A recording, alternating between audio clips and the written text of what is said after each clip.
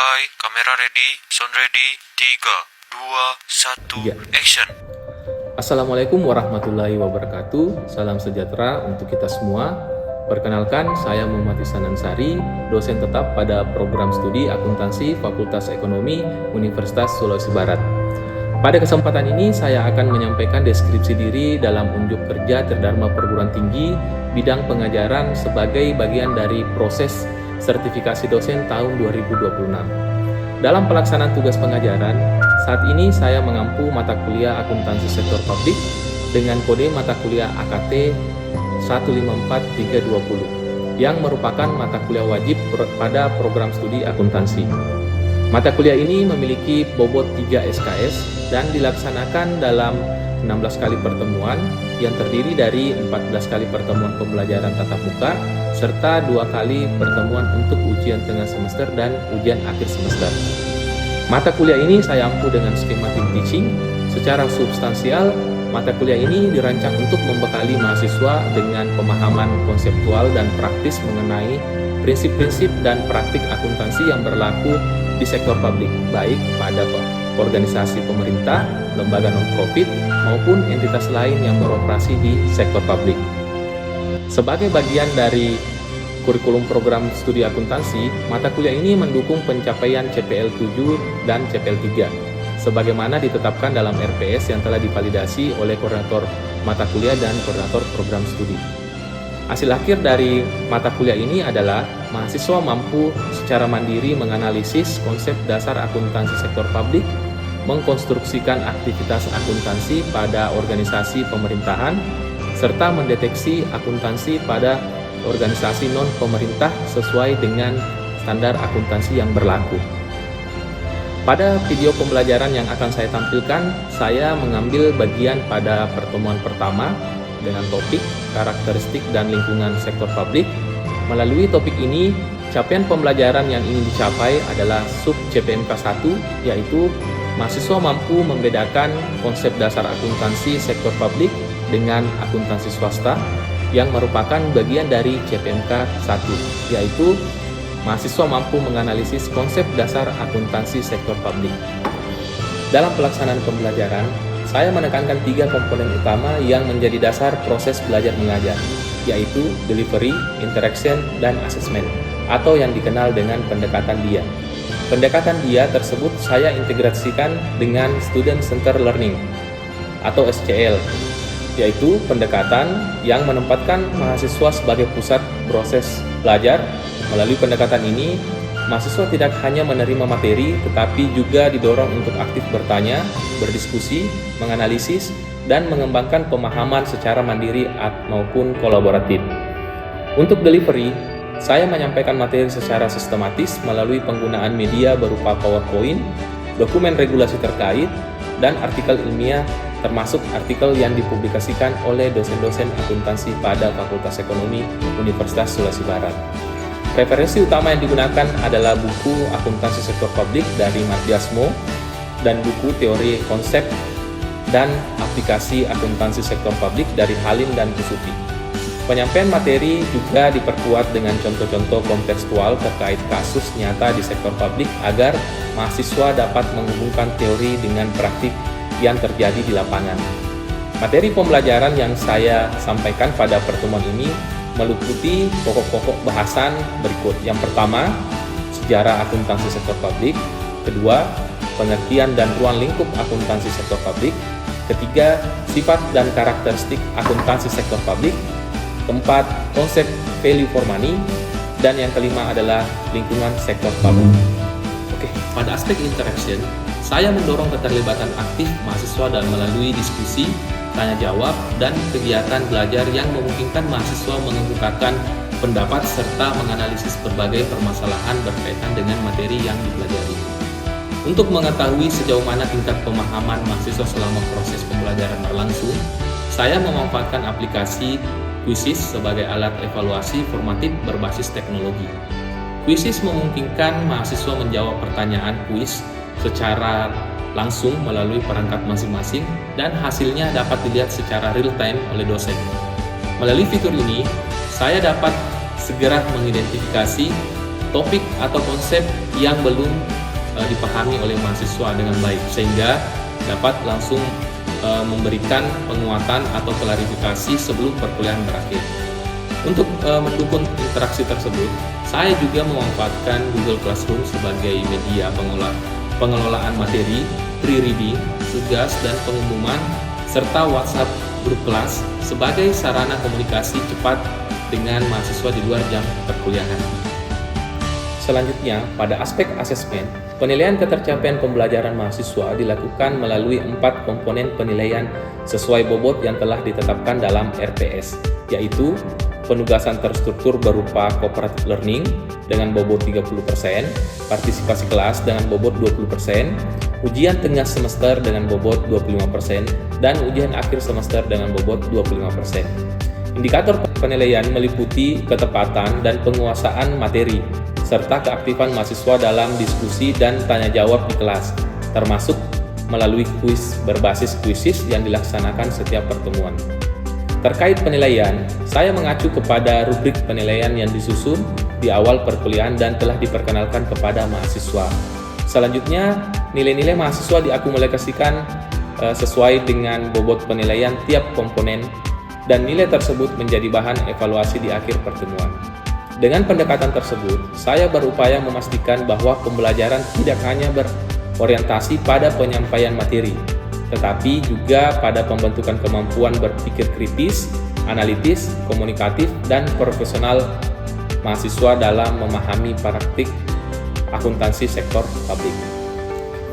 Sekian terkait deskripsi diri saya pada Tridharma Perguruan Tinggi, khususnya di bidang pengajaran. Semoga video ini dapat bermanfaat dan digunakan sebagai salah satu syarat kelengkapan dokumen pernyataan diri dosen dalam unjuk kerja PDD UKT-PT. Selamat menyaksikan video pengajaran tatap muka pada mata kuliah akuntansi sektor publik. Semoga menjadi pertimbangan yang baik dalam proses pengajuan sertifikasi dosen. Wassalamualaikum warahmatullahi wabarakatuh. Oke, assalamualaikum warahmatullahi wabarakatuh. Sebelum kita mulai perkuliahan kita pada hari ini, marilah kita berdoa menurut ajaran dan keyakinan masing-masing. Berdoa dimulai. Selesai. Oke, sebelum kita masuk ke perkuliahan kita hari ini, silakan buka siakatnya masing-masing dan pilih mata kuliah akuntansi sektor publik, kemudian pilih pertemuan pertamanya untuk sebagai absensi kita pada pertemuan pertama ini. Oke, untuk pertemuan ini kita akan membahas mengenai karakteristik lingkungan sektor publik. Jadi tentunya kalian semua tahu apa itu akuntansi ya? Tahu? Ada yang bisa jelaskan apa itu akuntansi? Akuntansi ya, bukan akuntansi sektor publik. Ya. Akuntansi yang saya ketahui Pak, akuntansi itu mencatat dan menganalisis. Mencatat, menganalisis, apalagi? Membuat laporan keuangan yang dimana nanti di akhirnya untuk digunakan sebagai apa? Sebagai pengambilan keputusan. Jadi coba Anda bayangkan atau kalian bayangkan akuntansi yang kalian pelajari selama ini, akuntansi yang dipergunakan oleh swasta atau oleh perusahaan itu dipergunakan di sektor publik. Yang bedanya itu hanya dari segi tujuannya. Kalau di sektor publik tujuan utamanya itu adalah pelayanan atau apa? Atau dia berorientasikan tidak laba atau non-profit oriented. Jadi berbeda dengan akuntansi yang pada umumnya yang dipakai atau yang selama ini kalian pelajari, yaitu akuntansi yang dipakai oleh perusahaan itu kan akuntansi yang dimana tujuan utamanya adalah untuk memperoleh profit atau laba. Jadi berdasarkan dengan di atas, akuntansi sektor publik adalah mekanisme teknis analisis akuntansi yang diterapkan pada pengelolaan dana masyarakat di lembaga-lembaga publik, baik pemerintah pusat, daerah, BUMN, BUMD maupun organisasi nirlaba lainnya. Jadi bahasa sederhananya ini adalah sektor publik ini akan menjawab kemana uang dari rakyat itu pergi, dan apakah uang yang digunakan oleh pemerintah ini sudah digunakan dengan jujur, apalagi efisien dan efektif. Nah, ada 6 domain dari sektor publik. Yang pertama, dari pemerintah pusat dan daerah.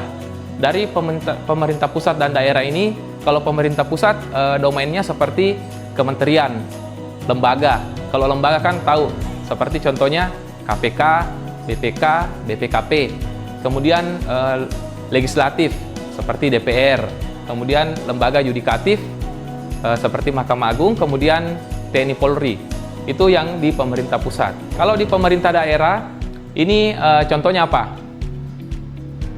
Pemprov, Pemda, Dinas, atau sekarang kalau di sektor publik itu namanya OPD ya, Organisasi Perangkat Daerah.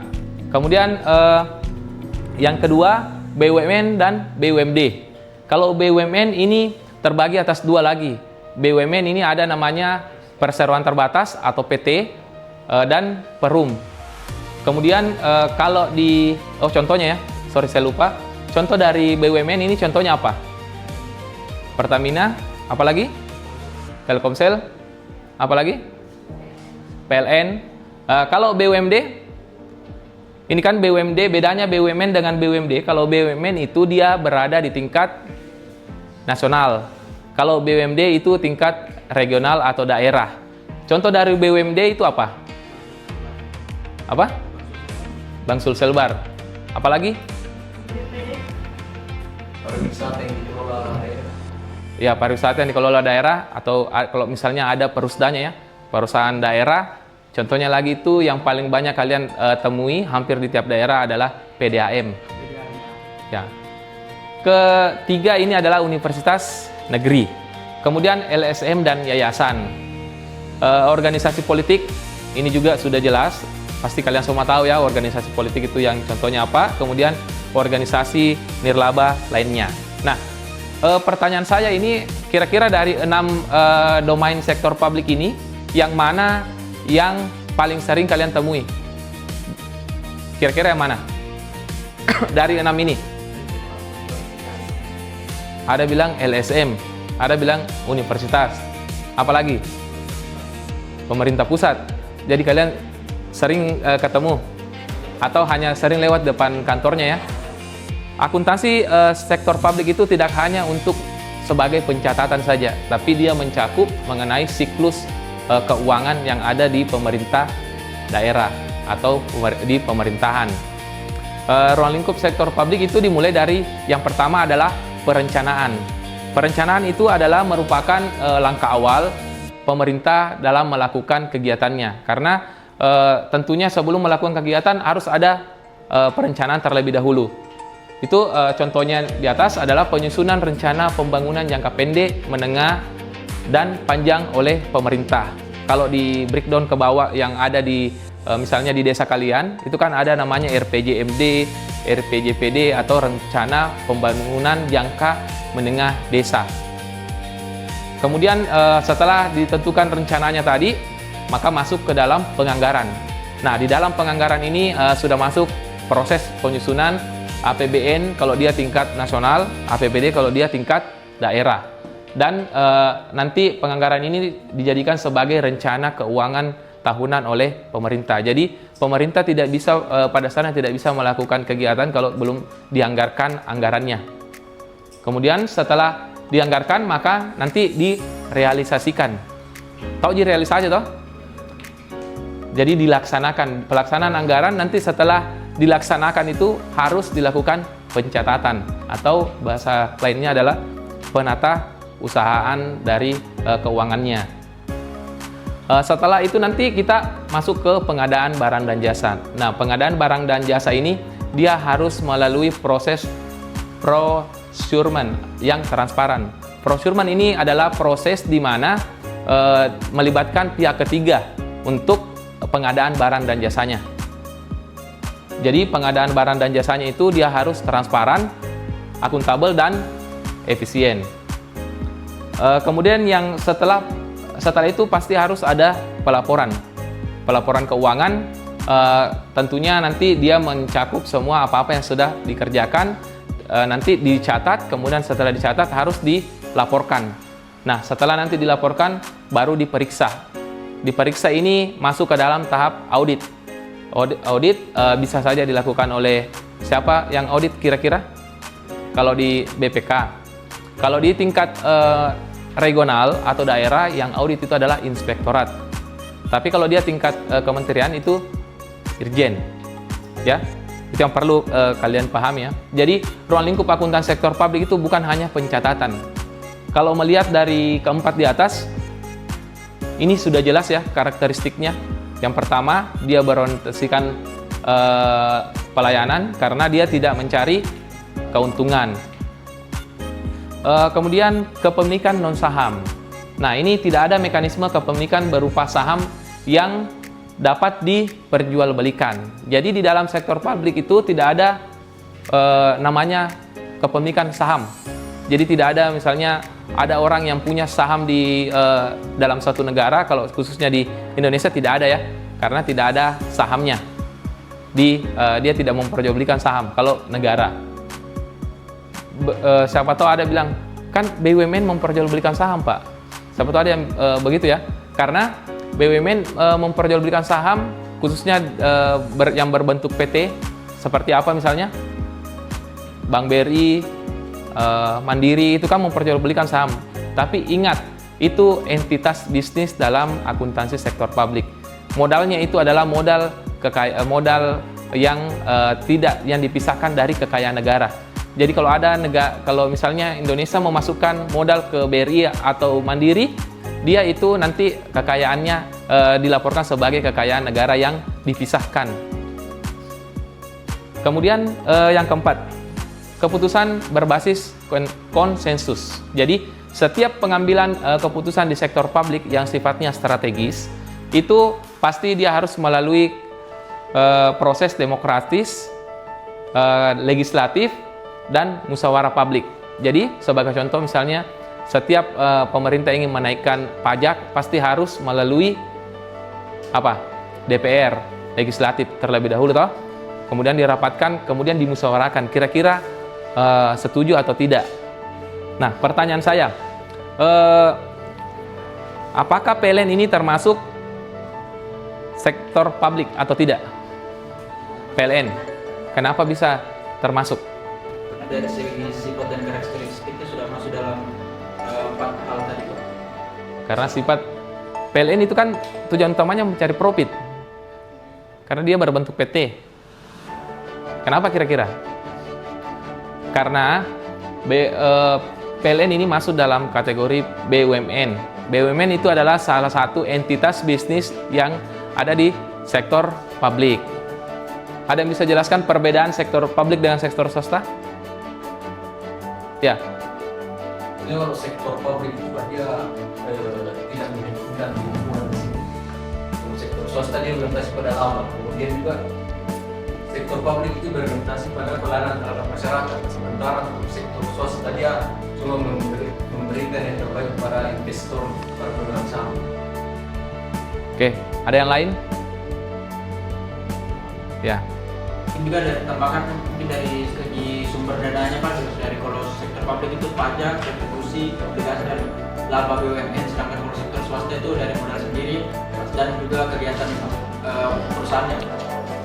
Nah, untuk perbedaan yang mendasar antara sektor publik dengan sektor swasta, kalau dia sektor publik dia lebih mengutamakan dahulu pelayanannya kepada masyarakat. Jadi tidak apa-apa rugi. Untung juga lebih bagus karena keuntungan dari yang diperoleh oleh sektor publik itu akan dikembalikan kepada masyarakat dalam bentuk pelayanan. Kalau sektor swasta itu sudah jelas indikator utama perusahaan itu baik kinerjanya atau tidak adalah dari kemampuan dia memperoleh laba. Semakin baik dia memperoleh laba, semakin banyak laba yang diperoleh, maka semakin bagus tata kelolanya. Kalau di swasta, tapi kalau publik berbeda ya, karena publik itu lebih mengutamakan pelayanan kepada masyarakat. Kalau sektor swasta seperti tadi yang saya jelaskan, cara mengukurnya itu bisa diukur dari labanya, kemampuan dia memperoleh laba. Nah, kalau sektor publik itu bisa diukur melalui 3 ini. 3E ya, ekonomis, efisiensi, dan efektif. Nah, kira-kira ada yang bisa jelaskan yang secara ringkas, ekonomis itu apa, efisien itu apa, efektif itu apa? Ada yang bisa jelaskan? Ya. Kalau ekonomis itu Pak, memperoleh input dengan biasanya lebih murah Pak.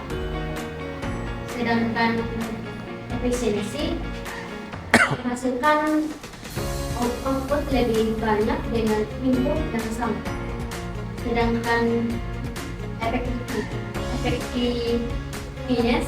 efektivitas mencapai target atau tujuan yang ditetapkan. Kira-kira ada yang bisa bedakan? Atau yang kasihkan contoh sederhananya saja? Ada yang bisa kasihkan? Contoh sederhana dari efisien dan efektif? Ada? Sedikit, Pak. Ya. Kalau efisiensi Pak, semisal kita meningkatkan layanan publik tapi tanpa menambah anggaran yang tersedia Pak. Dan kalau efisiensi itu lebih kepada hasil yang telah dicapai, apakah sudah maksimal atau belum Pak? Mungkin cukup sekian. Jadi kalau dia efisien itu biasa kita berbicara masalah biayanya. Biaya yang dikeluarkan itu harus seminimal mungkin untuk memperoleh hasil yang maksimal. Tapi kalau efektif itu tingkat pencapaian. Dia memperoleh 100% atau tidak. Jadi seperti itu ya, efektif dan efisien.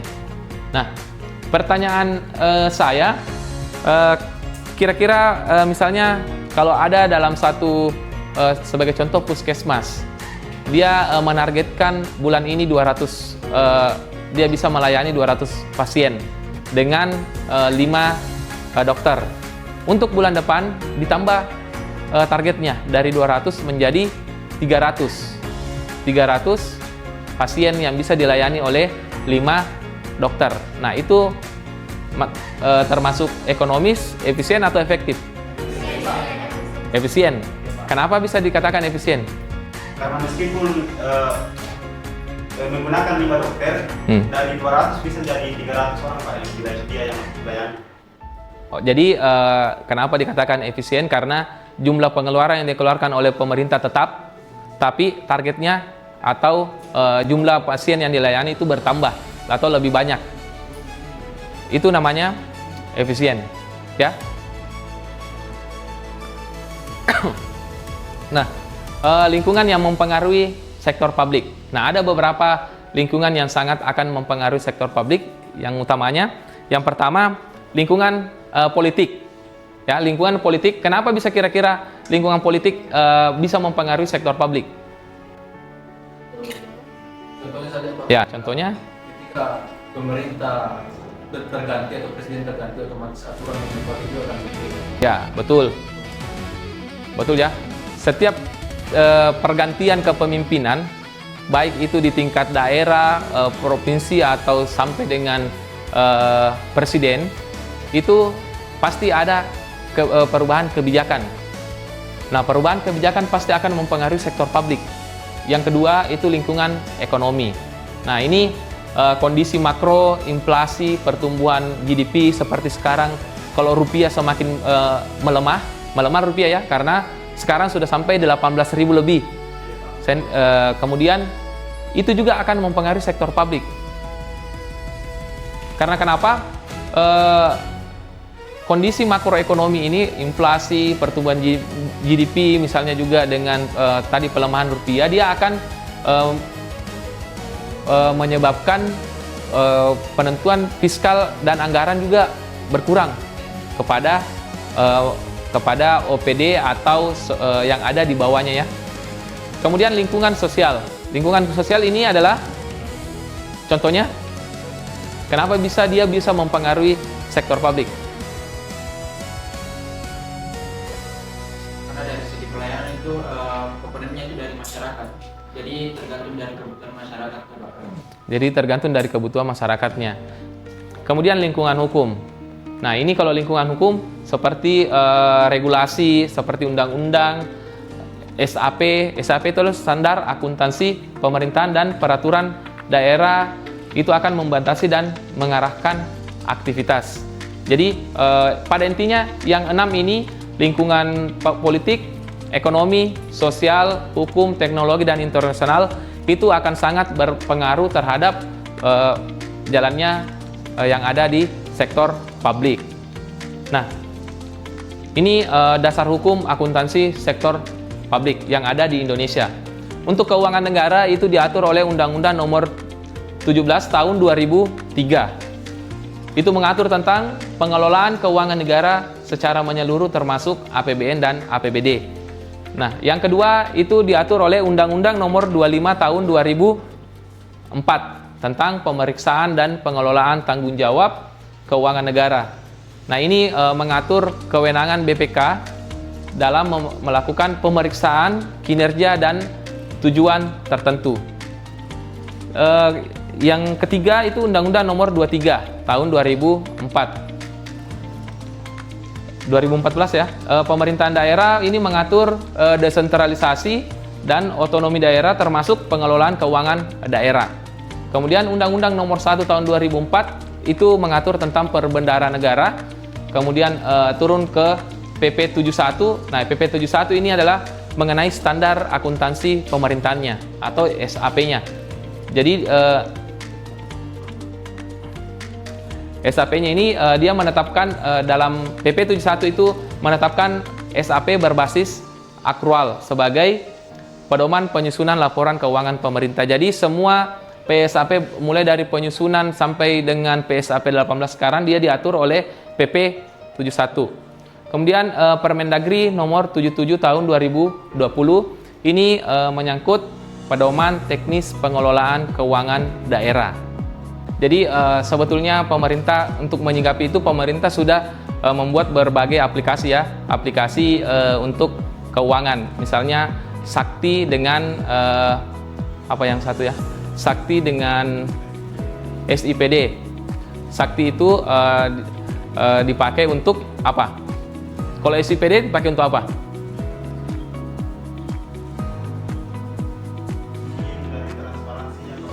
Ya, untuk sebagai transparansi ya, supaya pengelolaan keuangan negara itu transparansi dan akuntabel. Jadi kalau Sakti itu biasa langsung terpusat. Jadi untuk sebagai tugasnya nanti silakan masuk ke Google Classroom-nya, kemudian nanti di situ untuk kuis itu di jangka waktu pengerjaannya adalah 3 hari dan tugas pokoknya itu adalah menganalisis dengan cara mencari satu LKPD atau laporan keuangan pemerintah daerah di bpk.go.id, kemudian identifikasi jenis organisasinya, opini BPK-nya dan 3 temuan utama yang ada di yang ditemukan oleh BPK. Oke, untuk pertemuan kita untuk pertemuan pertama ini saya tutup sampai di sini. Sampai jumpa di pertemuan berikutnya. Assalamualaikum warahmatullahi wabarakatuh. Waalaikumsalam warahmatullahi wabarakatuh.